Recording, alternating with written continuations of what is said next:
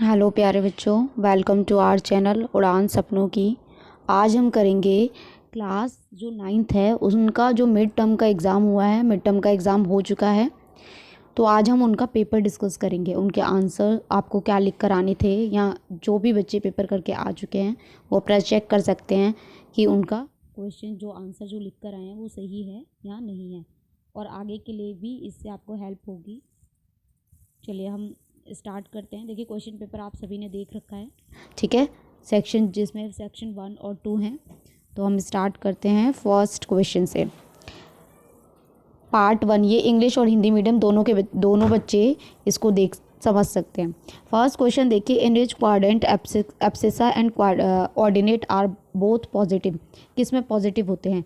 किस चतुर्थांश में भुज और कोटि धनात्मक होते हैं? तो एक्स और वाई एक्सिस होता है ये आपका।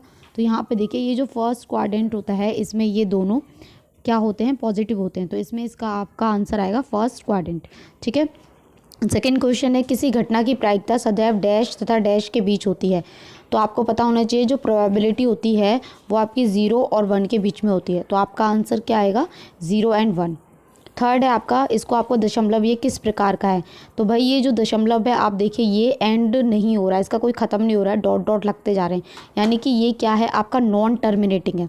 नॉन टर्मिनेटिंग है और नंबर बार बार रिपीट हो रहा है, तो ये आपका नॉन टर्मिनेटिंग रिकरिंग नंबर है, ठीक है। नॉन टर्मिनेटिंग रिकरिंग मतलब एक ही नंबर आ रहे हैं। चलिए फोर्थ क्वेश्चन देखते हैं। एक गोले का पृष्ठ क्षेत्रफल 5544 वर्ग सेंटीमीटर है। गोले की त्रिज्या ज्ञात कीजिए। आपको सरफेस एरिया दे रखा है स्फीयर का और आपको रेडियस निकालना है। तो इसके लिए आपको पता होना चाहिए कि जो आपका स्फीयर सरफेस एरिया होता है स्फीयर का वो होता है 4πr²। ये आपको दे रखा है 5544। बस आपको कुछ नहीं करना है, वैल्यू पुट कर देनी है। अब आप देखिए 4 आपको पता है 4 रहेगा, पाई की वैल्यू 22/7 लिखनी है, r² का हम r² रहने देते हैं, ये आपका 55444 हो गया।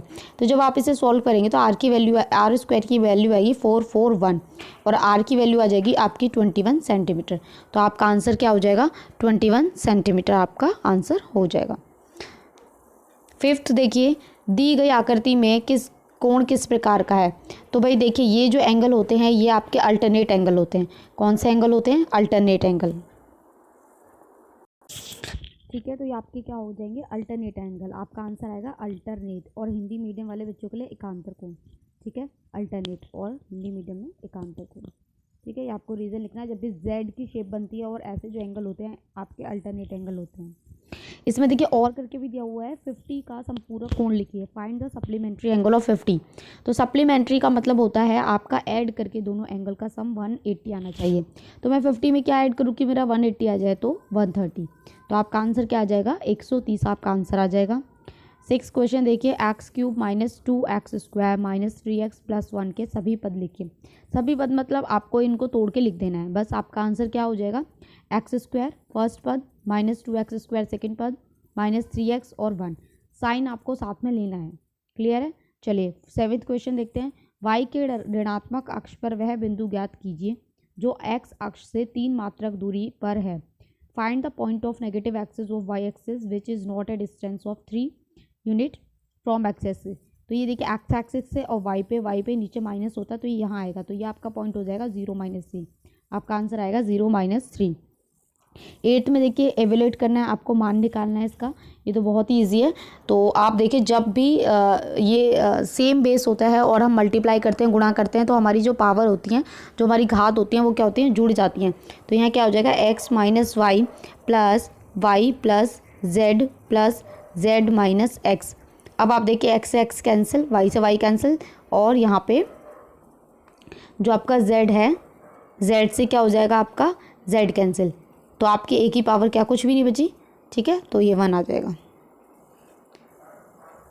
इसका सेकंड क्वेश्चन देखते हैं और वाला। इसको आपको परिमेयकरण करना है, यानी कि रैशनलाइज करना है डिनोमीटर को। तो आपको कुछ नहीं करना है, √7 √7 से ऊपर भी मल्टीप्लाई करना है, √7 से नीचे भी मल्टीप्लाई करना है। जब √2 को √7 से मल्टीप्लाई करेंगे तो √14 आएगा, और √7 को √7 से मल्टीप्लाई करेंगे तो 7 आएगा। तो ये आपका आंसर हो जाएगा √14/7। 9th क्वेश्चन है x axis and y axis intersect. भाई कहाँ इंटरसेक्ट करते हैं? जब आपका ग्राफ बनता है तो कहाँ पे? ओरिजिन पे। तो आपका आंसर क्या आएगा? ओरिजिन। ठीक है, एक्स एक्सिस और वाई एक्सिस कहाँ कट करते हैं? ओरिजिन पे, मूल बिंदु पे। 10th में देखिए डी का मान बताइए। तो भाई ये आपके क्या है? कौन से एंगल हैं ये आपके हैं, तो ये आपके हैं शीर्षाभिमुख कोण, वर्टिकली अपोजिट एंगल। तो वर्टिकली अपोजिट एंगल जो होते हैं आपके इक्वल होते हैं। तो आपका आंसर क्या आ जाएगा? 50 का 50 रहेगा। ठीक है, हिंदी मीडियम वाले बच्चों के लिए शीर्षाभिमुख कोण है और इंग्लिश में जो है आपके वर्टिकली अपोजिट एंगल्स। 11 क्वेश्चन देखिए भाई। 11 में 201 का स्क्वायर माइनस 200 का स्क्वायर का मान निकालना है। अब आपको एक फॉर्मूला याद होना चाहिए, ए स्क्वायर माइनस बी स्क्वायर। तो ये आपका क्या होता है? ए प्लस बी, ए माइनस बी। तो यहाँ से हमारी ए की वैल्यू क्या है? 201 और बी की वैल्यू क्या है? 200। तो देखिए 201 प्लस 200, फिर यहाँ पे 200 माइनस 201 माइनस 200 200। तो यहाँ देखिए इन दोनों को जब आप ऐड करेंगे 401 आएगा, इनटू इसमें से 201 में से 200 माइनस होगा 1। तो आपका आंसर क्या आ जाएगा? 401। जो बच्चे 401 क्लिक कराए उनका आंसर सही है। 12 क्वेश्चन देखिए। एक विद्यार्थी है, यूनिट टेस्ट में मार्क्स की परसेंटेज दे रखी है। ठीक है, कि फर्स्ट यूनिट टेस्ट हुए तो उसके 69% आए, सेकंड यूनिट टेस्ट में 71% आए, 5 यूनिट टेस्ट दे रखे हैं। ठीक है बेटा, इंग्लिश मीडियम वाले भी अच्छे से समझ जाएंगे, मैं समझा रही हूँ। आपको क्या करना है? बेस्ड ऑन दिस डाटा, तो आपको क्या करना है कि based on this data find the probability that student get more than 70%। आपको प्रायिकता निकालनी है कि जो बच्चा है उसके 70% से अधिक नंबर उसको मिलें। तो आपको प्रोबेबिलिटी निकालनी है 70% से ज़्यादा। देखो उसके कितनी बार आए? देखो 71, 73 और 74 कितनी बार आए? 3 टाइम्स आए। तो आप जब प्रोबेबिलिटी निकालेंगे तो आपका 3 ऊपर हो जाएगा, नीचे टोटल कितने हैं यूनिट टेस्ट? 5। तो 3/5 आपका क्या हो जाएगा? आंसर हो जाएगा। ठीक है, 3/5 को आप डिवाइड करके 0.6 लिख सकते हैं। तो ये आंसर आपका ठीक होगा बिल्कुल, जिसने भी किया है। चलिए आगे देखते हैं। नेक्स्ट है और करके दिया हुआ है क्वेश्चन। ये दिया हुआ है कि भाई 200 विद्यार्थी हैं और उनका सर्वेक्षण किया गया है। किस चीज़ का सर्वेक्षण किया गया है? कि जो संख्यांकी है, बच्चे कितने बच्चे उसे पसंद करते हैं। तो 135 बच्चे हैं जो संख्यांकी को पसंद करते हैं और 65 बच्चे हैं जो संख्यांकी को पसंद नहीं करते हैं। आपको प्रायिकता निकालनी है कि संख्यांकी को कितने लोग पसंद करते हैं, कितने बच्चे पसंद करते हैं। इंग्लिश मीडियम वाले बच्चों के लिए तो वही है भाई, ओपिनियन दे रखा है कि कितने बच्चे स्टैट्स पसंद करते हैं और कितने बच्चे स्टैट्स पसंद नहीं करते। आपको प्रोबेबिलिटी निकालनी है स्टैट्स पसंद की, तो कि वो लाइक कितने करते हैं? 135। और टोटल कितने हैं? आप इसको ऐड कीजिएगा 135 और 65 को, क्योंकि नीचे हम क्या लिखते हैं? टोटल लिखते हैं। ठीक है, प्रोबेबिलिटी में। तो अब जब आप इसे कैंसिल आउट करेंगे तो आपका 0.0675 आपका आंसर आ जाएगा। ठीक है, 13 क्वेश्चन देखते हैं अब हम। सिंप्लीफाई करना है, ये तो बहुत ईजी है। इसमें आपको क्या करना है? पहले √2 वाले एक साथ कर लेते हैं। ठीक है, तो 2√2 और कौन सा है? 5√2 माइनस 5√2। ठीक है, ये भी हमने कर लिया। अब 3 वाला कर लेते हैं, प्लस 5√2 प्लस 2√2। और बिना रूट वाला क्या है? बिना बाहर, जो रूट के बाहर कुछ नहीं है, ये हो गया। अब आप यहाँ से देखिए माइनस 5√2 और 2√2, तो ये कितना हो जाएगा? -3√2। ठीक है, और यहाँ से इसको जब सॉल्व करेंगे 7√2 हो जाएगा, सॉरी 7√3। और यहाँ से -√7 और -√7 -2√7 ऐड हो जाएगा। तो ये आपका आंसर है। जो बच्चे आंसर लिख रहे हैं उनका बिल्कुल करेक्ट होगा। 14 देखिए, यदि किसी घनाभ की लंबाई और चौड़ाई 20 सेंटीमीटर है तो उसकी ऊंचाई s सेंटीमीटर है, उसका आयतन निकालिए। बहुत ईजी है। लेंथ और ब्रेथ दे रखी है b और h दे रखी है, हाइट दे रखी है, वॉल्यूम निकालना है। तो वॉल्यूम कुछ नहीं है इसमें, b² × h। ठीक है, तो ये हो जाएगा आपका क्यूबॉइड का। आपको पता है ना वॉल्यूम क्या निकालते हैं, तो वो ही हो जाएगा, ये b² h आपका आंसर हो जाएगा। और में देखिए क्या लिखा हुआ है, एक डायमीटर दे रखा है, हेमिस्फेयर का डायमीटर है r। आपको क्या निकालना है? कर्व सरफेस एरिया निकालना है हेमिस्फेयर का। ठीक है, एक अर्धगोले का व्यास दे रखा है r, तो व्यास दिया है, त्रिज्या क्या हो जाएगी भाई? r/2 हो जाएगी। ठीक है, और वक्र पृष्ठ क्षेत्रफल, तो आपका आंसर आ जाएगा πr² होता है बटे 2, क्योंकि हमारा डायमीटर डिवाइडेड बाई 2 है। 15 क्वेश्चन देखिए। bx दे रखा है आपको 3x + 5 और b - 3 + b1 का मान निकालना है। बहुत इजी है। आपको क्या करना है भाई? पहले -3 पुट करके देखते हैं। x की वैल्यू -3 पुट करेंगे यहाँ पे, तो 3 - 3 + 5, तो ये कितना हो जाएगा? -9 + 5। तो ये हुआ आपका -4। फिर सेकंड में देखिए 1 रखते हैं, b की वैल्यू हम 1 रखेंगे तो ये आपका हो जाएगा 3 1 + 5, यानी कि 3 + 5 कितना हुआ 8। अब हमें क्या बोला है, इन दोनों को ऐड करके वैल्यू निकालनी है, तो ऐड कर दीजिए b -3 + b1 की वैल्यू ऐड करेंगे तो -4 + 8, तो आपका आंसर आ जाएगा 4। तो इसका आंसर क्या है आपका 4 होगा। ठीक है, चलिए नेक्स्ट क्वेश्चन देखते हैं। शून्यांक निकालने हैं, इसी में और का है, तो ये इसमें बहुत ईजी है। 5x = 25 हो जाएगा, तो x की वैल्यू क्या आ जाएगी 5, तो 5 आपका आंसर हो जाएगा। ठीक है, माइनस प्लस आएगा लेकिन हम प्लस वाला लेते हैं। ठीक है, तो 16 क्वेश्चन देखिए, 4 तथा 5 के मध्य एक अपरिमेय संख्या लिखिए। इर्रेशनल नंबर लिखना है, तो आप इसमें सबका आंसर अलग अलग हो सकता है। फॉर एग्जांपल 4.123 मैंने लिख दिया, ठीक है, 4.27 लिख दिया, तो ये आप अपने हिसाब से कर लीजिएगा, सबका अलग अलग आंसर होगा। अब हम पढ़ते हैं सेकंड सेक्शन है आपका 17 से 20। ये इस केस स्टडी के ऊपर क्वेश्चन है। ठीक है, मैं आपको जनरली ऐसे ही बता देती हूँ कि किसी शहर में खाली प्लॉट पड़े हुए थे ABCD, एक स्कूल खोला और ABCD शहर के व्यापारी अमर सिंह का है। इस प्लॉट के बदले नगर निगम ने अमर सिंह के शहर के बाहर एक त्रिभुजाकार प्लॉट PQR देने की पेशकश की। देखिए ABCD जो है वो आपका स्कूल है और ABC जो PQR है वो उसका घर है। ठीक है, आपको क्या करना है, सबसे पहले कोऑर्डिनेट बताने हैं C के ABCD में। तो यहाँ से देखिए ABCD में C यानी कि ये, तो यहाँ से X पे देखिए, ये X पे 8 पे है और Y से जब आप देखेंगे तो ये इस पे भी 8 पे, तो आपका फर्स्ट का आंसर आएगा 8 8। ठीक है, सेकंड देखिए क्या बोला गया है, सेकंड में है P के कोऑर्डिनेट बताने हैं, तो भाई P के कोऑर्डिनेट बता देते हैं। चलिए, यहाँ से 5 है और यहाँ से 4 है। ठीक है, तो 5 और 4 आपके P के कोऑर्डिनेट हो जाएंगे। फिर है आपका थर्ड क्वेश्चन, प्लॉट PQR के आधार की लंबाई। ठीक है, अब यहाँ से देखिए भाई PQR इसकी लंबाई बतानी है। ये टोटल तो यहाँ से यहाँ तक 10 है, लेकिन ये 1 सेंटीमीटर यहाँ जो भी है ये छोड़ रखा है, यूनिट छोड़ रखी है 1 यूनिट, तो ये आपकी कितनी यूनिट बची 9, तो 9 आंसर आपका हो जाएगा। ठीक है, चलिए इसमें बता दिया ना मैंने आपको, तो ये आपका 5 4 होगा, इसमें आपका 9 होगा। नेक्स्ट देखते हैं R के कोऑर्डिनेट बताने भाई। चलिए अभी बता देते हैं, R आपका यहाँ पे है, तो ये देखिए X पे ये यहाँ से है 10 और यहाँ से 1, तो आपका आंसर आ जाएगा 10 1। R के कोऑर्डिनेट आपके हो जाएंगे 10 और 1।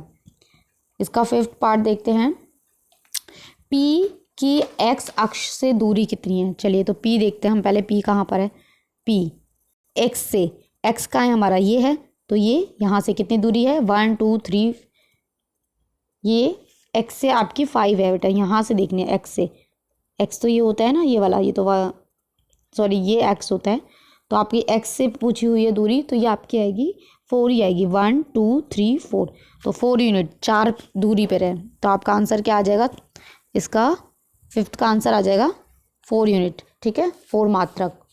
चलिए क्वेश्चन नंबर 18 देखते हैं हम।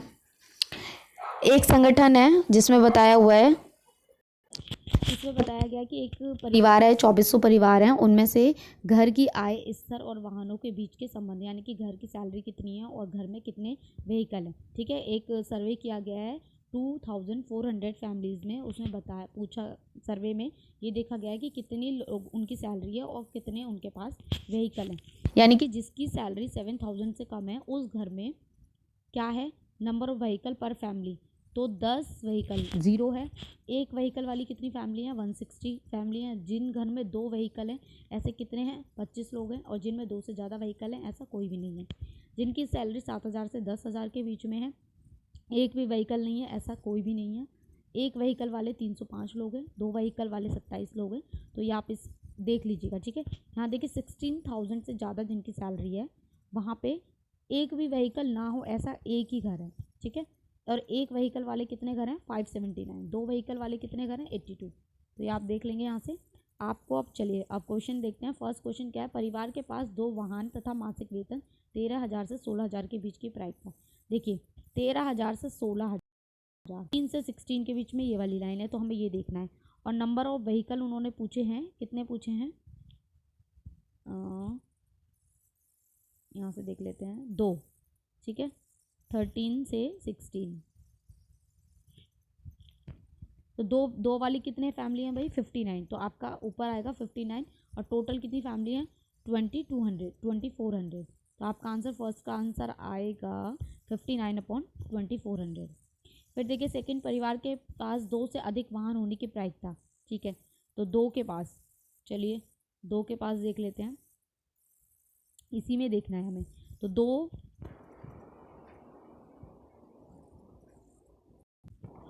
2 से अधिक पूछा है, तो आप 2 से अधिक देखिए ये सब हैं, जब इन सबको ऐड करेंगे डिवाइडेड बाय 2400 लिखेंगे, तो जो आपका आंसर आएगा वो आंसर है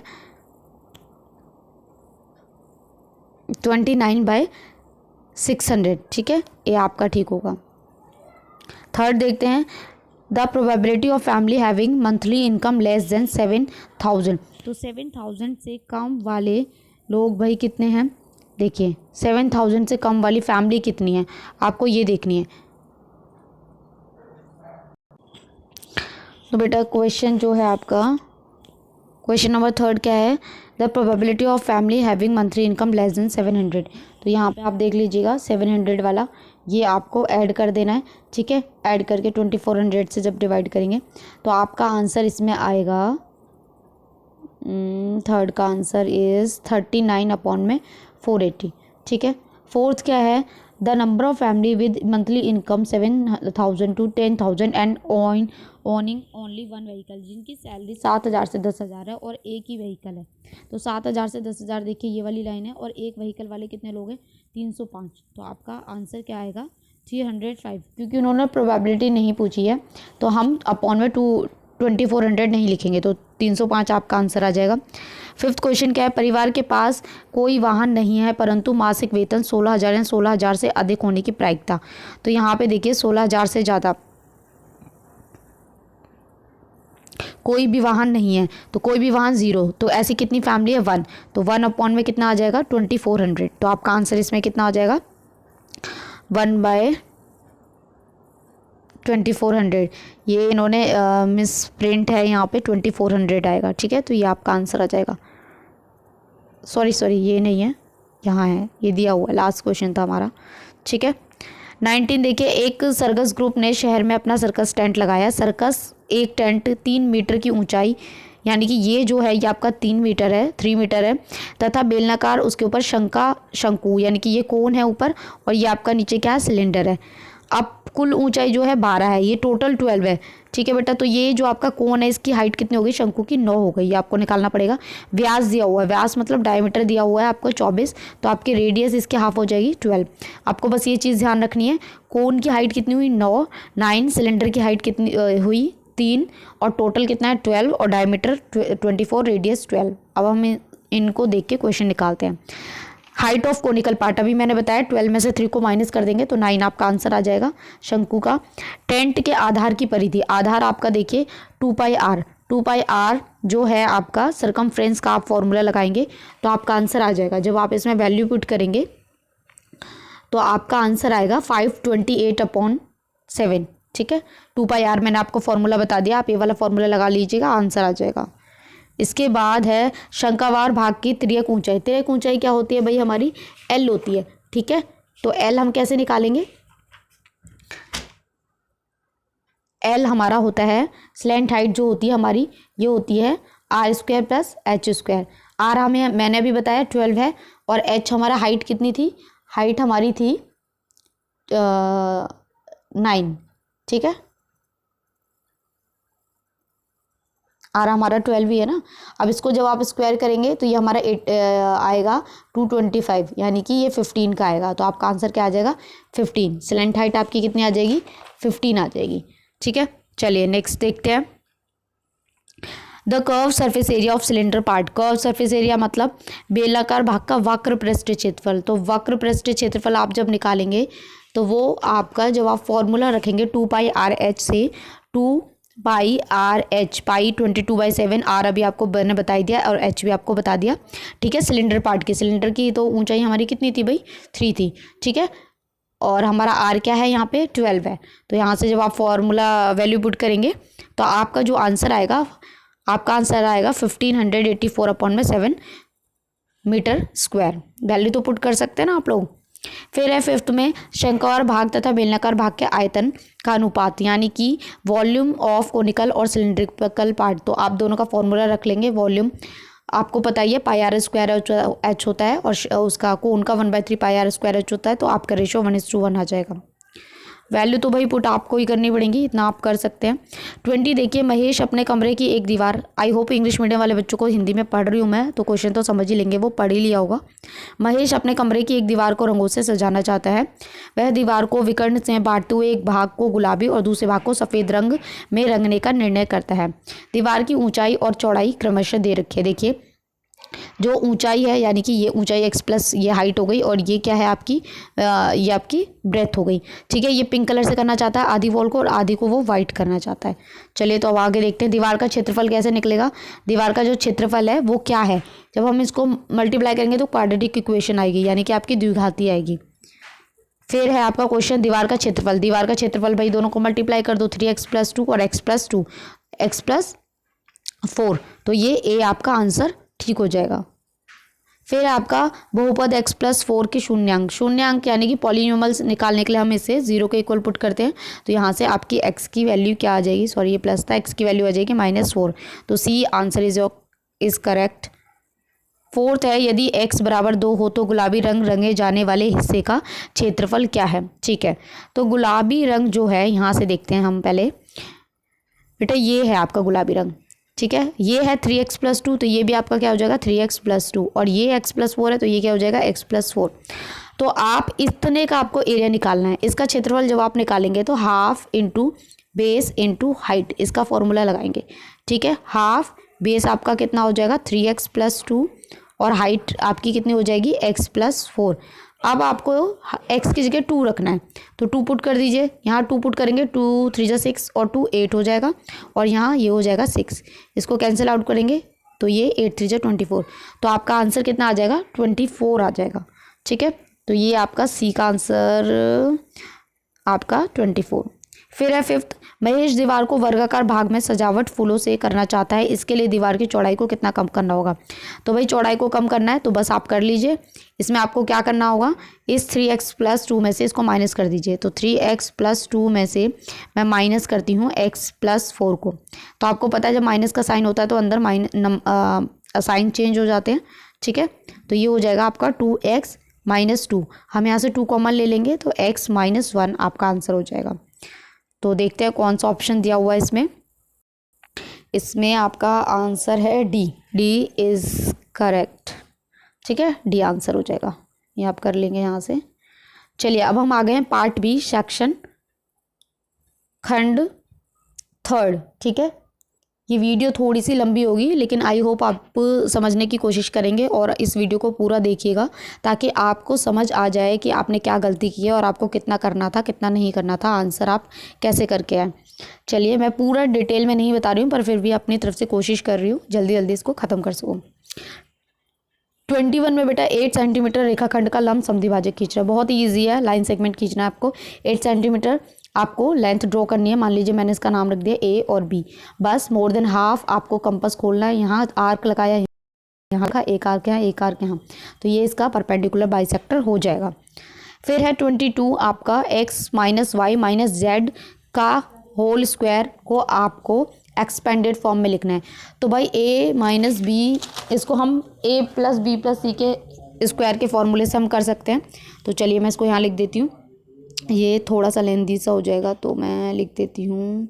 चलिए यहाँ आपका आंसर आएगा ये x का whole square plus minus y का whole square plus minus z का whole square -2 into x into -y plus 2 -y into -z plus 2 -z into x।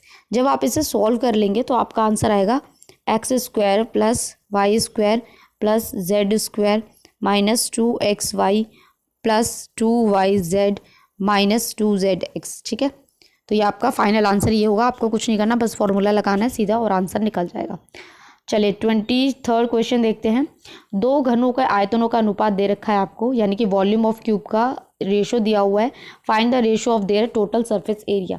ठीक है, तो जो रेशो दिया है हम उसको A1, हम फर्स्ट वाला जो वॉल्यूम है उसकी साइड, फर्स्ट वाला जो क्यूब है उसकी साइड को A1 मान लेते हैं और सेकंड वाली को A2 मान लेते हैं। ठीक है, तो हमें क्यूब दे रखा है A1 का क्यूब और A2 का क्यूब का रेशो दे रखा है आपको 1:27। ठीक है, तो A1 और A2 हमारा क्या हो जाएगा 1:3। ठीक है, 1 का क्यूब रूट क्यूब 3 1 होता है और 27 का 3 होता है। ये हमें पता चल गया। अब सरफेस एरिया निकाल दो भाई। सरफेस एरिया क्या होता है 6a²। तो सरफेस एरिया को हिंदी में वक्र पृष्ठ क्षेत्रफल 6a² अपॉन 6a² ठीक है, तो 6 से तो 6 कैंसिल आउट हो गया। A1 हमारा क्या है 1 और A2 हमारा क्या है 3। इसका स्क्वायर कर दीजिए 1 अपॉन में 9, यानी कि 1:9 आपका आंसर आ जाएगा। ठीक है, चलिए नेक्स्ट आगे देखते हैं। इसका और करके भी दिया हुआ है। एक शंकु की ऊंचाई 12 सेंटीमीटर है, हाइट ऑफ कोन दे रखी है यानी कि h दे रखा है 12, त्रिज्या रेडियस दे रखी है आपको 5 सेंटीमीटर। आपको क्या निकालना है शंकु का वक्र पृष्ठीय क्षेत्रफल, कर्व सरफेस एरिया। अब जो कर्व सरफेस एरिया होता है उसका हमारा फॉर्मूला होता है πr/l। ठीक है, तो यह πr/l। अब हमारे पास पाई भी है r भी है पर l नहीं है, तो भाई l के लिए हमें फॉर्मूला होता है l का, तो आप l का फॉर्मूला लगाएंगे h² प्लस r²। ठीक है, तो h हमें दे रखा है, h हमारा कितना है 12 और r हमारा कितना है 5। इसका स्क्वायर कीजिए, 12 का स्क्वायर 144 और 5 का स्क्वायर 25। इसको जब आप ऐड कर देंगे तो 169 आ जाएगा अंडर रूट में, यानी कि 13। तो l आपका क्या आ गया 13 आ गया। बस अब आप वैल्यू पुट कर दीजिए 22/7 इंटू r हमारा कितना है 5 इंटू l हमारा 13। तो जब आप इसे सॉल्व करेंगे आपका आंसर आ जाएगा 204.1 सेंटीमीटर क्यूब। ठीक है, इजी था। चलिए नेक्स्ट देखते हैं।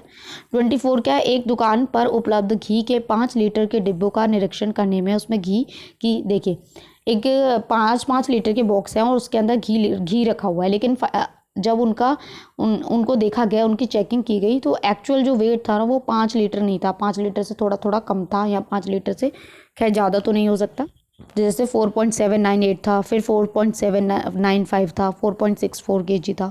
ठीक है, अब आपको क्या करना है, इसमें आपको प्रोबेबिलिटी निकालनी है। Find the probability of amount between 4.8 और 4.9 के बीच। तो 4.8 और 4.9 के बीच में आप देखिए बेटा कितने नंबर हैं। देखिए 4.8 और 4.9, तो एक तो ये हो गया, एक ये हो गया, ये हो गया और ये हो गया। ठीक है, तो ये कितने हुए आपके 4, तो 4 और टोटल कितने हैं ये 10, 1 2 3 4 5 6 7 8 9 10, 4/10, तो 2/5 आपका आंसर आ जाएगा। सेकंड क्वेश्चन है 4.8 kg से कम, तो कम वाला देखिए 4.8 kg से कम 1 2 3 और 4। ठीक है, ये हो गया और ये 5, तो 5 बॉक्स ऐसे थे, 5 अपॉन में 10, तो 1/2। ठीक है, चलिए नेक्स्ट क्वेश्चन, इजी था वैसे काफ़ी। 25 देखिए, यदि x² mx - 30 आपको दे रखा है x - 5 प्लस x प्लस 3 6, तो m की वैल्यू निकालिए। बहुत इजी है, इन दोनों को मल्टीप्लाई कीजिए। पहले x को x से मल्टीप्लाई करेंगे x², x को 6x से करेंगे 6x, -5 को x से करेंगे -5x, इसको इससे करेंगे -30, इसको सॉल्व करेंगे प्लस x -30। अब आप देखिए ये वाली वैल्यू बन गई, ये mx है यानी कि ये mx है, इसके साथ कुछ नहीं होता तो 1 मानते हैं, तो ये हमारा m क्या हो जाएगा 1 हो जाएगा। ठीक है, तो आपका m की वैल्यू क्या आ जाएगी 1 आ जाएगी। 26 देखिए, आपको चेक करना है कि ये इरेशनल नंबर है या नहीं, ये अपरिमेय संख्या है या नहीं। बहुत ईजी है, √5 हो गया और हम 125 को क्या लिख सकते हैं √5 5√5। तो ये जब आप मल्टीप्लाई करेंगे तो ये कितना हो जाएगा 5 × 5, तो ये आ जाएगा आपका 25। तो ये क्या है 25 जो है ये आपका रेशनल नंबर नहीं है। ठीक है, तो आप लिखेंगे ये रेशनल नंबर नहीं है, अपरिमेय संख्या नहीं है। और करके भी दिया हुआ है, सिंप्लीफाई करना है, तो इसमें हम बेस आधार एक जैसा बना लेते हैं। 2 की घात x - 3 लिखा हुआ है, इसको हम लिख सकते हैं 2 की पावर 2x - 2। जब आधार एक जैसे होते हैं और घात अलग अलग होती हैं, बेस एक जैसे होते हैं, पावर अलग अलग होती हैं, तो वो इक्वल होती हैं। ठीक है, यहाँ बेस एक जैसे ही है, बस यहाँ से x - 2x = -2 + 3, तो यहाँ से जब आप करेंगे -x = 1, यानी कि x की वैल्यू कितनी आ जाएगी -1, तो आपके x की वैल्यू -1 आ गई। चलिए अब हम 4th सेक्शन की तरफ पहुंच गए। हम फाइनली हम ख़त्म करने वाले हैं अपना पेपर। आपको 6 0 0 और 2 2 आपको बनाना है बेटा। ये तो बहुत ईजी, आप खुद कर सकते हैं। वैसे 0 हो गया, 1 2 3 4 ये नंबरिंग करेंगे, ये एक्स एक्सिस हो गया, या 1 2 3 4। तो यहाँ से देखिए 2 और 2, एक तो यहाँ पे आएगा 2 2, ठीक है। फिर है आपका 6 0, तो x पे 6, यहाँ से जब आप जाएंगे 6 और 0 तो ये यहीं रहेगा 6 0। तो आपकी लाइन ऐसे आएगी, ठीक है। फिर इसमें पूछा है कि y अक्ष पर कहाँ काटती है। पी क्यू जो लाइन है ये आपकी पी क्यू है, यानी कि ये आपका p है और ये q है। ये पूछ रहे हैं इसको y पे, यहाँ पे कहाँ काट रही है, किस जगह पे ये इसको कट कर रही है। तो ये आप जब आप देखेंगे, सॉरी ये तो x है, y पे, ये y पे यहाँ कहाँ कट कर रही है, तो जब आप देखेंगे तो 0 3 पे कट करेगी। आप ग्राफ में जब बनाएंगे तो एक्यूरेट बन जाएगा। चलिए 28 है, 0.23 बार को p बाई क्यू की फॉर्म में लिखिए। तो बेटा रिपीट यहाँ क्या हो रहा है, 3 के ऊपर बार है तो 3 रिपीट हो रहा है। तो वही हम इसको पहले x मान लेते हैं, तो ये हो जाएगा आपका 0.233। फिर हम 10 से मल्टीप्लाई करेंगे, 10x इज इक्वल टू 2.33। अब क्या करना है, 10x इज इक्वल टू, मैं इसको क्या लिख सकती हूँ, 2.1 प्लस 0.233 लिख सकते हैं। तो ये कितना हो जाएगा, 10x इज इक्वल टू 2.1, और ये हमारा x था, हमने x माना था।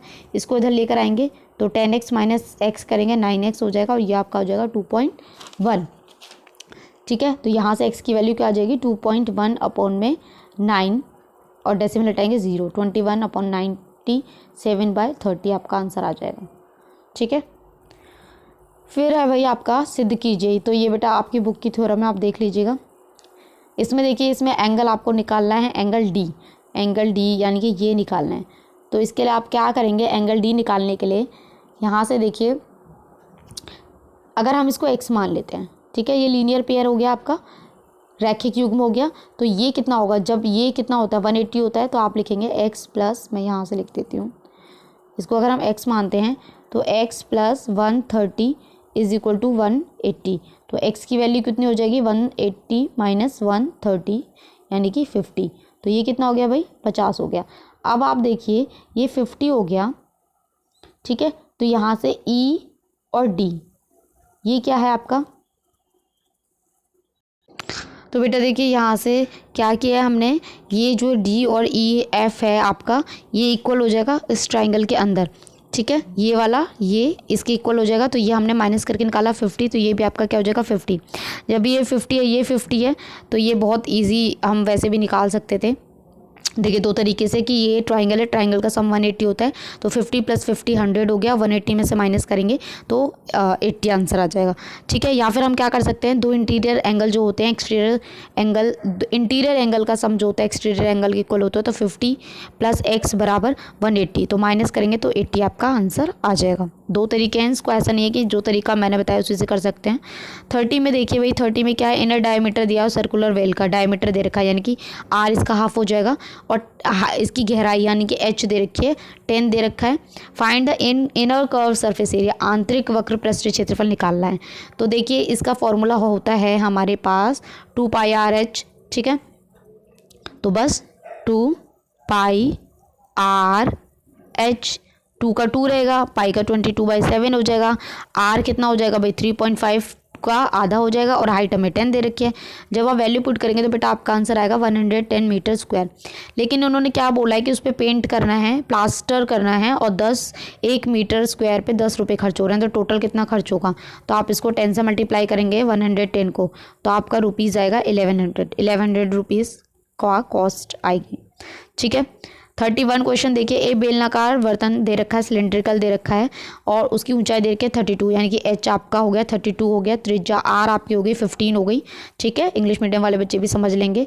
अब क्या है, इस छोटे से इस रस को छोटे, देखिए ये पूरा बड़ा बेलन था, बहुत बड़ा सिलेंडर था, उसमें से छोटा सिलेंडर बनाया, यहाँ भरा गया है। छोटे सिलेंडर की त्रिज्या दे रखी है, आर दे रखी है, और हाइट दे रखी है। ये बड़े की दे रखी है, दोनों चीज़ें, छोटे की दे रखी है। अब आपको बताना है कि कुल कितने मूल्य है और कितने ग्लास बनेंगे, पहले ये बनाना पड़ेगा।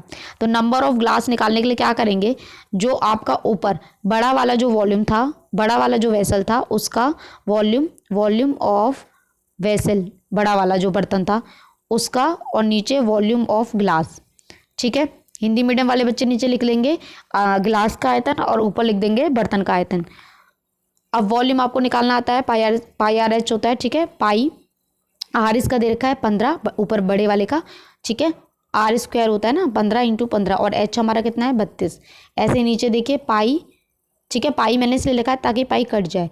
आर कितना दिया 3, 3 गुणा 3 गुणा और एच 8। जब आप इसे कैंसिल आउट करेंगे तो आपका आएगा 100, यानी कि 100 जो ग्लास बन सकते हैं। अब आपको कॉस्ट निकालनी है, एक जो ग्लास है उस पर 6 रुपये की कॉस्ट है, तो 6 गुणा 100, तो आपका आंसर कितना आ जाएगा 600 रुपीज़ आपका आंसर आ जाएगा, ठीक है। 32 देखिए, इसमें आपको क्या निकालना है, reflex, find the reflex angle of PMQ, ये इसका रिफ्लेक्स एंगल, यानी कि हमें ये निकालना है। इसको निकालने के लिए क्या करेंगे, हम इसके एक लाइन ऐसे ड्रॉ कर देते हैं, ठीक है। अब आपको देखिए क्या करना है, इसमें हम यहाँ इसको x मान लेते हैं और इसको y मान लेते हैं, ठीक है। यहाँ पे देखिए x, ये वाले जो दोनों एंगल हैं इनका सम कितना होगा 180 होगा। x plus 130 is equal to 180, ठीक है। ट्रांसवर्स एंगल्स हैं, ये सेम साइड पे हैं, एक ही साइड पर हैं, तो यहाँ से x की वैल्यू कितनी आ जाएगी 50, ठीक है। तो ये हमारा x कितना हो गया 50, x 50 हो गया। तो ये जो y है ये भी हमारा क्या हो जाएगा, ये y भी हमारा 50 हो जाएगा क्योंकि अल्टरनेट इंटीरियर एंगल है, ठीक है। यहाँ से देखिए, मैं दूसरे कलर से दिखाती हूँ तो आपको क्लियर होगा। ये देखिए ये 50 है तो ये भी हमारा y भी हमारा क्या हो जाएगा 50 हो जाएगा क्योंकि अल्टरनेट इंटीरियर एंगल है, एकांतर अंतः कोण है, ठीक है। तो x आपको पता चल गया, y आपको पता चल गया, हमें क्या निकालना है, ये निकालना है। तो ये हम कैसे निकाल सकते हैं, टोटल कितना होता है 360 होता है, 360 में से मैं x प्लस वाई को माइनस कर देती हूँ, ठीक है। तो आप क्या करेंगे 360 माइनस एक्स प्लस वाई, तो 360 माइनस एक्स प्लस वाई कितना है 100, तो ये आपका 260 आ जाएगा रिफ्लेक्स एंगल, ठीक है, प्रतिवर्ती कोण। 360 में से माइनस करते हैं ना हम प्रतिवर्ती कोण को। चलिए 33 क्वेश्चन देखते हैं, फैक्टराइज करना है भाई बेटा, ये तो बहुत ईजी है। हमें 5 9 पंजे 45, यानी कि 45 को मुझे ऐसे तोड़ना है कि गुणा करके तो 45 आए, यानी कि मल्टीप्लाई करके 45 आए और प्लस माइनस करके 18 आए। तो हम क्या कर सकते हैं 15 माइनस 15 और माइनस 3, देखिए मल्टीप्लाई करके 45 आ जाएगा और ऐड करके माइनस 18 आ जाएगा। तो हम यहाँ लिखेंगे minus 5x square minus 15x minus 3x plus 9, 5 common ले लेते हैं, x भी कॉमन ले लेते हैं, तो यहाँ पे क्या बचेगा x माइनस 3, माइनस 3 कॉमन ले लेते हैं x माइनस 3, तो ये हो गया आपका x माइनस 3 और 5x माइनस 3, ये आपके फैक्टर हो गए, ठीक है। चलिए और वाला क्वेश्चन देखते हैं इसका, और एक सेकेंड मैं कलर चेंज कर लेती हूँ, अच्छा नहीं लग रहा। और में क्या करना है mx आपको दे रखा है, इसके लिए m माइनस 1 माइनस m2 करना है, यानी कि एक बार आपको -1 रखना है x की जगह और एक बार आपको 2 रखना है और फिर माइनस कर देना है। तो चलिए जब हम एंक में वैल्यू -1 रखते हैं तो आपका आंसर क्या आएगा 4 माइनस 1 का क्यूब प्लस 3 माइनस 1 का स्क्वायर माइनस 4 माइनस 1 माइनस 3, ठीक है। जब आप इसे सॉल्व करेंगे आपका आंसर 0 आएगा। फिर हम m की वैल्यू 2 रख देते हैं यहाँ पे, यानी कि 4 2, अब आप सॉल्व तो कर लेंगे ऐसे, 2 का square minus 4 2 minus 3 is equal to, जब आप सॉल्व करेंगे तो आंसर आपका जो है वो आएगा 33, ठीक है। अब इन्होंने बोला कि माइनस करना है, इसमें से इसको माइनस करना है, तो माइनस कर दीजिए m माइनस 1 माइनस m2 यानी कि 0 माइनस 33, तो आपका आंसर आएगा माइनस 33, ठीक है। सॉल्व हुआ आपका 33 क्वेश्चन। चलिए आगे देखते हैं 34 क्वेश्चन देखिए, एक त्रिभुज ABC की रचना कीजिए, जिसमें BC 6 सेंटीमीटर है, एंगल B 60 है और ये सम दिया हुआ है। बेटा बुक का क्वेश्चन आप देख लीजिएगा, कंस्ट्रक्शन तो हम ऐसे समझा नहीं सकते। 35 देखिए, A और B का मान ज्ञात कीजिए, find the value of A and B। तो इसमें देखिए आपको क्या करना है, जब आप इसे सॉल्व करेंगे रैशनलाइज करके इसको आपको सॉल्व करना होगा, ठीक है। अब मैं इसे पूरा चलिए सॉल्व करके ही दिखाऊं क्या, मैं इसे सॉल्व करके ही दिखा देती हूँ ताकि बेटा इसमें क्या करना है आपको। देखिए सबसे पहले थोड़ा लेंदी होगा, थोड़ा सा बता देती हूँ, हम इसको एलसीएम ले लेते हैं, ठीक है। और ऊपर हमारा क्या आ जाएगा 7 प्लस 3 रूट 5 ब्रैकेट में 2 माइनस रूट 5, ठीक है। ये बड़ा ब्रैकेट लगा लेते हैं, माइनस 7 माइनस 3 रूट 5 हम पहले से लिखेंगे और किससे मल्टीप्लाई करेंगे 2 प्लस रूट 5 से। जब आप इनको मल्टीप्लाई करेंगे, ठीक है, तो इनको मल्टीप्लाई करेंगे तो हमारा आएगा 14 माइनस 7 रूट 5 प्लस 6 रूट 5 -15, ठीक है। माइनस, अब इसमें जब यहाँ अंदर सॉल्व करेंगे तो ये आएगा 14 माइनस 7√5 माइनस 6√5 माइनस 15, ठीक है। नीचे देखिए, जब आप a माइनस बी और a प्लस बी का फॉर्मूला होता है a² माइनस b², यानी कि 2 का स्क्वायर माइनस √5 का स्क्वायर। जब आप इसको सॉल्व करेंगे बेटा तो आपका आएगा ऊपर -2√5 और नीचे आएगा -1, -1 से -1 कैंसिल, तो आपका आंसर आएगा 2√5। अब जो 2√5 आया है तो इन्होंने क्या बोला है, a प्लस √5 बताना है। a तो अलग से कुछ भी नहीं आया, तो हमारी a की वैल्यू क्या हो जाएगी 0, और b की वैल्यू √5 के साथ, तो b की वैल्यू आपकी क्या हो जाएगी 2 हो जाएगी, ठीक है। तो ये आपका आंसर हो जाएगा ये, ठीक है। a की वैल्यू 0 और b की वैल्यू 2, ये आपका फाइनल आंसर होगा, जिसके लिए आपको इतना लंबा क्वेश्चन सॉल्व करना होगा। चलिए आगे देखते हैं, और करके देख लेते हैं। चलिए यहाँ पे क्या है, √27 जो है, मैं इस √27 को क्या लिख सकती हूँ, जब आप इसके गुणनखंड करेंगे तो 3√3 हो जाएगा, और 75 को मैं लिख सकती हूँ 5√3 लिख सकती हूँ, और 48 को लिख सकती हूँ मैं 4√3, और इसको मैं लिख सकती हूँ 6√3, ठीक है। बस आपको √3 की वैल्यू दी है 1.7, तो आप कर लीजिए बेटा √3 और √3, और यहाँ भी आपका √3, ये सब √3 ही हैं, तो इनको हम पहले प्लस कर लेते हैं, है ना।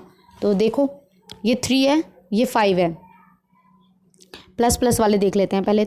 3 और 5 8, 8 और 4 12, तो ये हो जाएगा 12√3 माइनस 6√3, तो 12 में से 6 किया कितना बचा 6√3। √3 की वैल्यू हमें दे रखी है, तो 6 × 1.7, जब आप मल्टीप्लाई करेंगे तो आपका आंसर आ जाएगा 10.1, आपका आंसर आ जाएगा, ठीक है। आप यहाँ से देख लीजिएगा। अब है हमारा 36 क्वेश्चन। आपको क्या करना है, प्रूव करना है बेटा। क्या प्रूव करना है, ए बी सी, ये तीनों एंगल जो हैं ये करने की आपको रिफ्लेक्स एंगल है। तो इसके लिए आपको देखिए क्या करना होगा, आप बस ये लिखेंगे जो x है आपका वो एंगल a प्लस डब्ल्यू के बराबर होगा, ठीक है। ये जो x है ये आपका a प्लस डब्ल्यू इसके बराबर होगा। क्यों होगा, क्योंकि दो इंटीरियर एंगल और ये एक्सटीरियर एंगल है, ठीक है। सेम ऐसे ही y का हो जाएगा, जो y है वो आपका एंगल c प्लस z के इक्वल आएगा, क्योंकि ये एक्सटीरियर एंगल है ना। ये देखिए y जो है किसका एक्सटीरियर एंगल है, z का और c का, ठीक है। अब इनको ऐड कर दीजिए, x plus y is equal to angle a plus W plus angle c plus z। Clear है। अब यहाँ से हम लिख सकते हैं angle a plus angle c को अलग कर लेते हैं, और w प्लस z। अब देखिए w प्लस z आपका क्या है, w प्लस z ये पूरा क्या है, ये है एंगल b, तो हम यहाँ एंगल b लिख सकते हैं, angle a plus angle c plus angle b, ठीक है। अब ए बी सी के ये x प्लस वाई हमारा क्या है, ठीक है। यहाँ से देख लीजिए x प्लस वाई ये रिफ्लेक्स एंगल है एंगल d का, ठीक है, ए डी सी का। तो यहाँ पे आप लिख लेंगे reflex angle A D C. A D C का रिफ्लेक्स एंगल कैसे, ये आपको क्लियर हो गया ना, ये एक्स वाई है, तो ये पूरा कितना होता है 360 में से हम इसको माइनस करेंगे तो डी का रिफ्लेक्स एंगल निकल जाएगा, ठीक है। तो ये हमारा बस यहाँ प्रूव हो गया, क्लियर है, प्रूव हो गया। तो बेटा यहाँ आपका क्वेश्चन पेपर होता है फिनिश। मैंने अपनी तरफ से पूरी कोशिश की है कि आपको अच्छे से और इजीली तरीके से समझाया जा सके। तो प्लीज़ चैनल को लाइक करें, सब्सक्राइब करें और शेयर भी करें अपने फ्रेंड्स के साथ, ताकि वो भी देख सके कि उन्होंने कितना सही किया है कितना गलत किया है। Thanks for watching.